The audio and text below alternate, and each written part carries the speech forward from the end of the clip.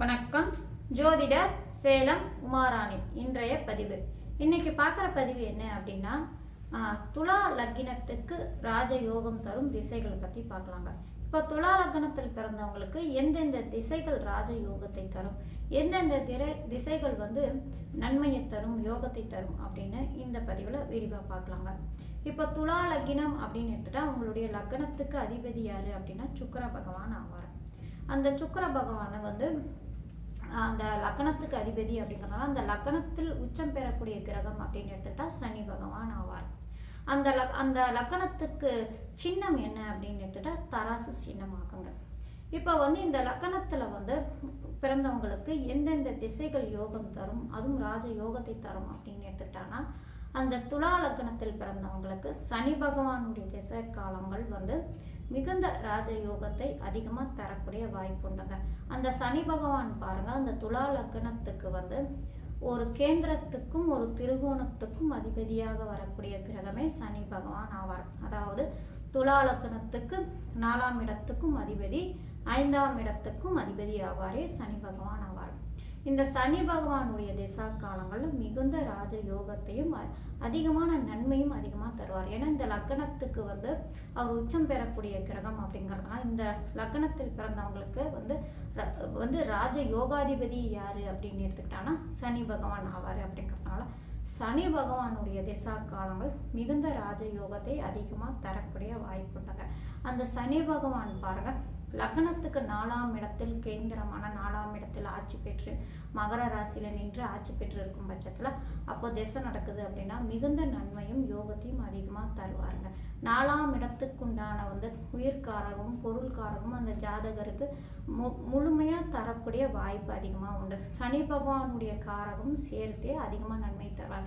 இப்ப சனி பகவானுடைய காரகம் என்ன, அது வறுமை இந்த மாதிரிலாம் சொல்லுவாங்களா, அதை எடுத்துக்காதீங்க. ஏன்னா அது அந்த லக்னத்துக்கு அவர் பகை கிரகமாகவோ பாதிக்கப்பட்டிருந்தா மட்டும்தான் பிரச்சனை. அந்த மாதிரி அவருடைய பாதிப்பான தன்மையை கொடுப்பாரு. ஆனா இந்த லக்னத்துக்கு பொறுத்த வரைக்கும் ராஜ யோகாதிபதி அப்படிங்கிறதுனால சனி பகவான் என்ன காரகம் அப்படின்னா தொழில் காரகர் அப்படிங்கிறதுனால அவர் தொழில் வளர்ச்சி நல்லாவே இருக்கும். தொழிலில் அந்த ஜாதகருக்கு மிகுந்த வளர்ச்சி அதிகமாகவே தருவார். இந்த லக்னத்தில் பிறந்தவங்களுக்கு அவங்களுடைய திசா காலங்கள் வேலை ஆட்கள் நல்லவங்களா அவங்களுக்கு கிடைச்சி அவங்க நல்லா வேலை சம்பாதிக்கக்கூடிய அமைப்பாகவே அந்த வேலை ஆட்கள் நல்ல ஆட்களாக அவங்களுக்கு அமையக்கூடிய அமைப்பு. சனி பகவான் 4ஆம் இடத்தில் இருந்து அவங்களுக்கு சொந்த தொழிலெல்லாம் மிகப்பெரிய வளர்ச்சி அடையக்கூடிய வாய்ப்பு அதிகமாக உண்டுங்க. இந்த துலா லக்னத்தில் பிறந்தவங்களுக்கு சனி பகவானுடைய திசா காலங்கள் சரிங்களா. அவர் 4ஆம் இடத்தில் இருக்கும் பட்சத்தில் நன்மையும் யோகத்தையும் அதிகமாக தருவார். பாவ கிரகமாக இருக்கக்கூடிய அமைப்பு அப்படிங்கிறதுனால 4ஆம் இடம் பாவர்களுக்கு உண்டான இடம். 4ஆம் இடத்துல பாவ கிரகமான சனி பகவான் ஆட்சி பெற்று நின்றிருக்கும் பட்சத்தில் அவர் லக்னத்துக்கு சுபர் யோகராக இருந்தாலும் அவர் பொதுவாக பொறுத்த வரைக்கும் பாவ கிரகம் அப்படிங்கிறத 4ஆம் இடத்தில் கேந்திரத்தில் இருக்கும் பட்சத்தில் அவங்களுடைய திசாக்களம் அந்த விதத்திலும் நன்மையும் யோகத்தையும் தரக்கூடிய அமைப்பு. அடுத்தது அந்த சனி பகவான் லக்னத்தில் உச்சம் பெற்று நின்றிருந்தாலும் துலா லக்னத்தில் உச்சம் பெற்று நின்றிருந்தாலும் நன்மையும் யோகத்தையும் அதிகமாக தரக்கூடிய வாய்ப்புகள் உண்டு சரிங்களா. அடுத்தது சனி பகவான் 5ஆம் இடத்துல இருந்தால் இந்த மாதிரி பலன் கொடுப்பாரு அப்படின்னா, இந்த இடத்துல பொறுத்த வரைக்கும் பாருங்க, சனி பகவான் பொறுத்த வரைக்கும் வக்கரமாகிறதா ஓரளவு நல்ல பலன் தருவார். ஏன்னா அந்த திருகோண ஸ்தானத்திலான அந்த ஸ்தானத்துக்கு அதிபதியாகவே இருந்தாலும் கூட சரிங்க, அந்த திருகோண ஸ்தானம் அப்படிங்கிறதுனால பாவ கிரகமான சனி பகவான் நல்ல அமைப்பில் உட்காந்து திசை நடக்கும் காலகட்டத்தில் அந்த ஜாதகர் கடன் ஏற்படுத்தக்கூடிய வாய்ப்பு உண்டு.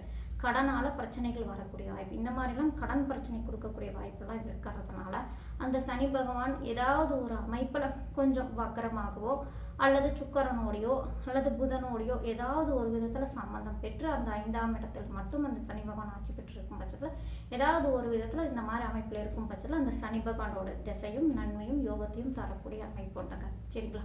இந்த மாதிரி 5ஆம் இடத்துல இருக்கும்போது இந்த மாதிரி அமைப்பில் இருந்தால் மட்டும்தான் அந்த சனி பகவான் நன்மையும் யோகத்தையும் அவங்களுடைய திசா காலங்களில் கொடுப்பார் சரிங்களா. அடுத்தது மற்ற இடங்கள் அப்படின்னு எடுத்துக்கிட்டாங்கன்னா சனி பகவான் பொறுத்த வரைக்கும் 3ஆம் இடமும் 6ஆம் இடத்துலையும் இருந்தாலும் நன்மையும் தரக்கூடிய அமைப்பு உண்டு. ஏன்னா இந்த 3ஆம் இடம் 6ஆம் இடம் குருவுடைய வீடு, அந்த சனி பகவானுக்கு நட்பு வீடு அப்படி இருந்தாலும் இந்த லக்னத்துக்கு பகை வீடாக வந்தாலும் கூட சரிங்க, இந்த மறைவு ஸ்தானத்தில் சனி பகவானான பொது பாவரான சனி பகவான் 3 6ஆம் இடத்துல இருந்தாலும் ஓரளவு நல்ல பலன்கள் தரக்கூடிய வாய்ப்பு உண்டு. சரிங்களா? இந்த சனி பகவான் பொறுத்த வரைக்கும் உங்களுடைய திசா காலங்கள் மிகுந்த நன்மையும் யோகத்தையும் தருவார் அப்படின்னு எடுத்துக்கிட்டா 4ஆம் இடத்தில் இருக்கும் பட்சத்தில் மிகுந்த நன்மையும் யோகத்தையும் தருவார். லக்னத்தில் இருந்தாலும் மிகுந்த நன்மையும் யோகத்தையும் தரக்கூடிய அமைப்பை இந்த சனி பகவானுடைய திசா காலங்களாகும். அடுத்த திசை அப்படின்னு எடுத்துக்கிட்டா புதன் பகவானுடைய திசை. புதனுடைய திசையும் நன்மையும் யோகத்தையும் தருவாருங்க. இந்த துலா லக்னத்தில் பிறந்தவங்களுக்கு பாக்யாதிபதியான புதனுடைய திசா காலங்களும் நன்மையும் யோகத்தையும் அதிகமாக தரக்கூடிய வாய்ப்பு உண்டு. புதன் 12ஆம் இடத்துல இருந்தாலும் யோகத்தையும் நன்மையும் அதிகமாக தருவார்.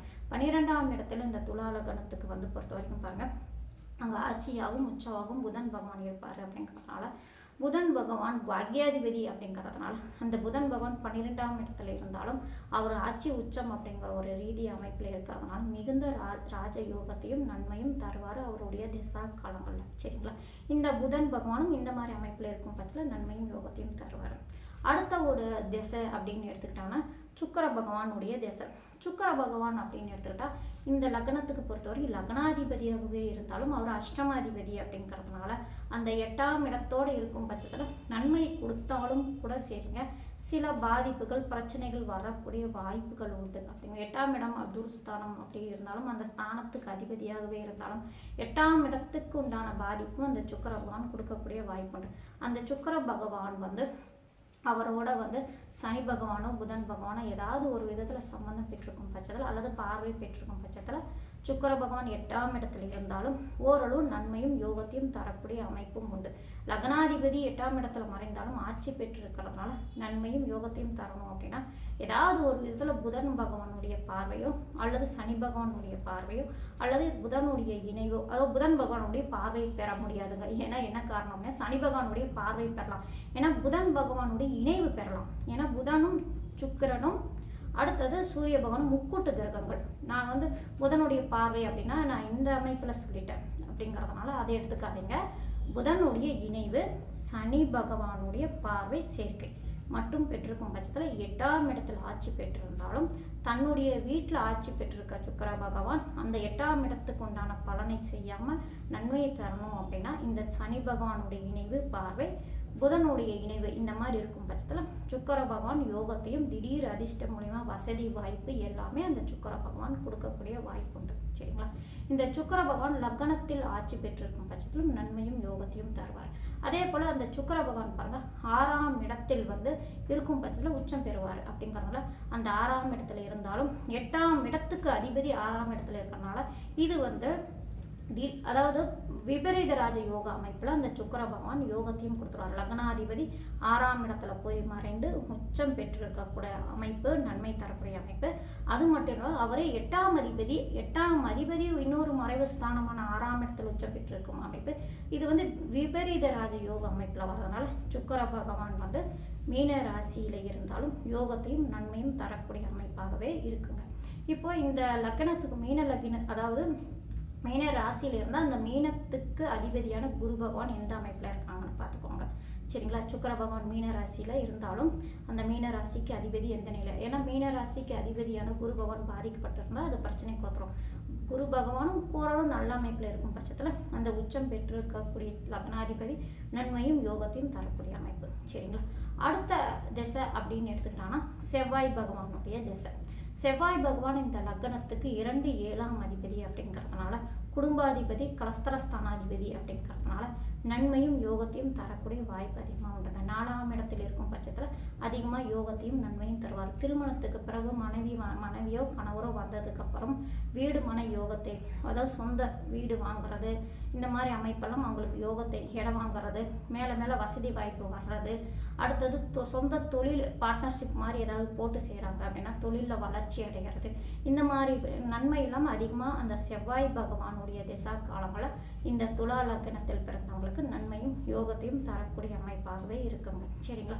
அடுத்தது இந்த திசையெல்லாம் நன்மை யோகத்தையும் தரக்கூடிய அமைப்பு இருந்தாலும் சூரிய பகவானுடைய திசையும் ஓரளவு நன்மை தரக்கூடிய அமைப்பு.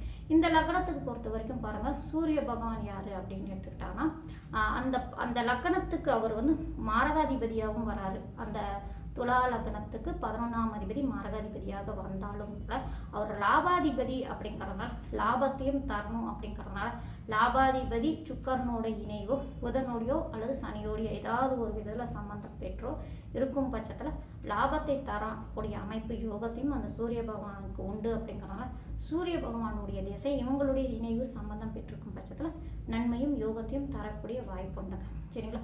இவங்களுடைய திசா காலங்கள் நன்மையும் அதிகமாக தரும். அடுத்தது சந்திர பகவானுடைய திசை. சந்திர பகவான் இந்த லக்னத்துக்கு 10ஆம் இடத்துக்கு அதிபதி, தொழில் ஸ்தானாதிபதி, ஜீவனஸ்தானாதிபதி அப்படிங்கிறதுனால இவர் நல்ல அமைப்பில் இருக்கும் பட்சத்தில் மிகுந்த நன்மையும் யோகத்தையும் தரக்கூடிய வாய்ப்பு உண்டுங்க. சனி பகவானும் தொழிலுக்காரகரான சனி பகவானும் சந்திர பகவானான தொழில் ஸ்தானாதிபதியான 10ஆம் அதிபதியும் நல்ல அமைப்பில் இருக்கும் பட்சத்தில் ஒருவர் பார்த்து கொண்டாலும் சரிங்க, புணர்ப்பு அமைப்பில் இருந்தாலும் சரிங்க. இந்த லக்னத்துக்கு பொறுத்த வரைக்கும் புணர்ப்பு அப்படின்னு எடுத்துக்கிட்டா சனி சந்திரன் இணைவு பார்வை பெற்றிருந்தாலும் அது புணர்ப்பு அமைப்பு வந்துடும். இருந்தாலும் சரிங்க, இந்த புணர்ப்பு அமைப்பில் இந்த லக்னத்துக்கு பிறந்தவங்களுக்கு மட்டும் பொறுத்த பாருங்க, புணர்ப்பு அமைப்பில் இருந்தாலும் சரிங்க, இது தொழிலில் மிகப்பெரிய வளர்ச்சி அடையக்கூடிய அமைப்பு. ஏன்னா தொழிலுக்கு காரகர் யார்? சனி பகவான் ஆவார். தொழில் ஸ்தானாதிபதி 10ஆம் இடத்த ஜீவனஸ்தானாதிபதி யார்? சந்திர பகவான் ஆவார். இவங்க ஏற்கனவே இந்த லக்னத்துக்கு ராஜ யோகாதிபதி அப்படின்னு எடுத்தனா சனி பகவானே ஆவார். இந்த 10ஆம் அதிபதியோடு இந்த சனி பகவான் ஏதாவது ஒரு விதத்தில் சம்பந்தம் பெற்று புணர்ப்பு அமைப்பில் இருந்தாலும் இவங்களுடைய திசா காலங்களில் நன்மையும் யோகத்தையும் அதிகமாக தரக்கூடிய அமைப்பை இந்த லக்னத்துக்கு உண்டு. அப்படிங்கிறதுனா தொழிலில் மிகப்பெரிய வளர்ச்சி அடைவாங்க, மேலே மேலே சொந்த தொழிலில் வளர்ச்சி அடைவாங்க. அப்படின்னா துலா லக்னத்துக்கு இந்த மாதிரி கிரக சேர்க்கை அமைப்பு இருக்கும் பட்சத்தில் நன்மையும் யோகத்தையும் அதிகமாக தரக்கூடிய அமைப்புங்க. இப்போ துலா லக்னம் பொறுத்த வரைக்கும் இவங்களுடைய திசா காலங்களில் நன்மையும் யோகத்தையும் அதிகமாக தரக்கூடிய வாய்ப்பு உண்டு. சரிங்களா? நன்றி, வணக்கம்.